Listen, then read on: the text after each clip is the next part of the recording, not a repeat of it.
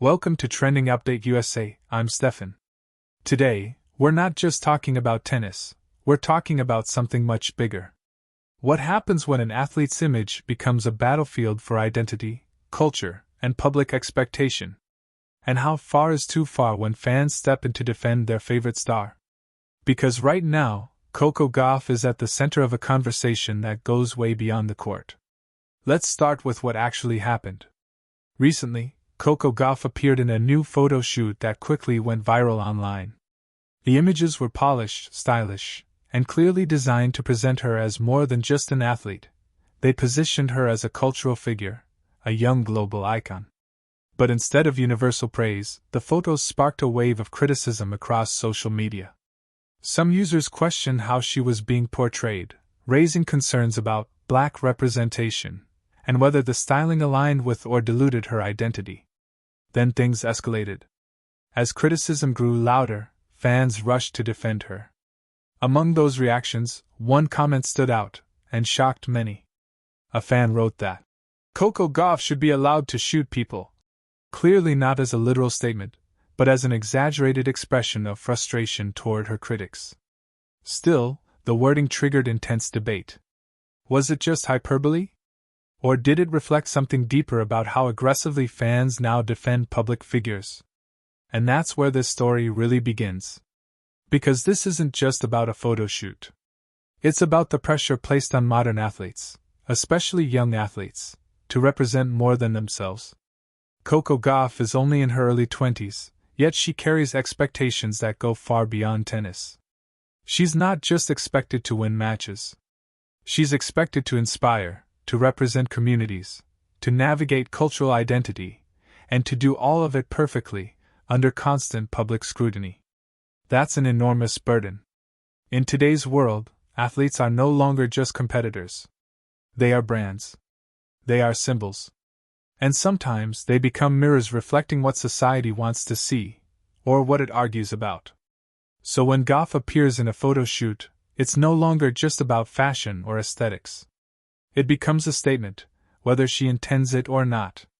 And that's where the criticism comes in.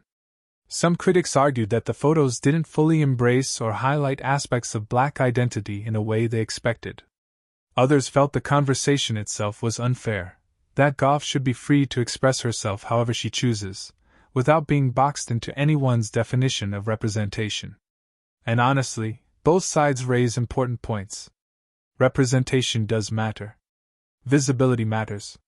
For many people, seeing someone like Coco Gauff on a global stage carries deep meaning. It's not just about her, it's about what she symbolizes. But at the same time, there's a danger in turning individuals into symbols to the point where they lose the freedom to simply be themselves. Coco Gauff is not a concept. She's a person. And expecting her to carry the weight of an entire community's identity, perfectly at all times, is not just unrealistic. It's unfair. This is where the conversation becomes more personal. Imagine being in her position. Every photo you take, every outfit you wear, every expression you show, it all gets analyzed, debated, and sometimes criticized by millions of people. There's no off switch. And that kind of exposure creates a unique kind of pressure. Athletes already deal with intense mental demands, training, competition, performance anxiety. But now, they also have to manage public perception on a global scale. Social media doesn't just amplify their achievements, it amplifies every criticism, every misunderstanding, every controversy. And it never really goes away. For someone like Coco Gauff, who grew up in the spotlight, this is the reality she's always known. But that doesn't make it easy. In fact, it may make it harder. Because there's an expectation that she should handle it all flawlessly, that she should be strong, composed, and unbothered no matter what's thrown at her. But no one is immune to constant scrutiny. And this brings us back to the fan reaction. The comment about being allowed to shoot people wasn't literal, but it was extreme. It reflects a growing trend in sports culture, where fans feel personally invested in defending athletes, sometimes to the point of hostility. It's almost like a digital form of tribalism. Fans don't just support athletes, they identify with them. They see criticism of their favorite player as a personal attack. And in response, they push back, sometimes thoughtfully, but sometimes aggressively. This creates a cycle. Criticism leads to defense, leads to escalation. And before long, the conversation stops being productive. Instead of discussing important issues like representation or artistic expression, the focus shifts to outrage. And outrage rarely leads to understanding. So where does that leave us? It leaves us in a space where nuance is often lost. On one side, you have people raising valid concerns about representation and identity. On the other side, you have fans defending an athlete's right to self-expression. But instead of engaging with each other, both sides often talk past each other. And Coco Gauff is caught in the middle. That's the part that matters most. Because while the internet debates, she's the one living through it. She's the one seeing the comments, feeling the pressure, and navigating a world where every move she makes is under a microscope. And this isn't unique to her. This is the reality for many modern athletes, especially those who break barriers or represent underrepresented groups. They are celebrated, but they are also scrutinized in ways that others might not be. And that duality can be exhausting. It raises an important question: how much responsibility should we place on individual athletes to represent broader social issues? There's no easy answer. Athletes have platforms, and many choose to use them in meaningful ways. Coco Gauff herself has spoken out on social issues in the past, showing maturity and awareness beyond her years. But choosing to speak is different from being expected to represent everything, all the time. There has to be space for individuality. There has to be room for athletes to explore different sides of themselves, whether that's through fashion, art, or personal expression, without every choice being interpreted as a statement. Because not everything is a statement. Sometimes, a photo shoot is just a photo shoot. And sometimes, the meaning we assign to things says more about us than it does about the person in the image. That's worth thinking about. Another layer to this story is privacy, or the lack of it.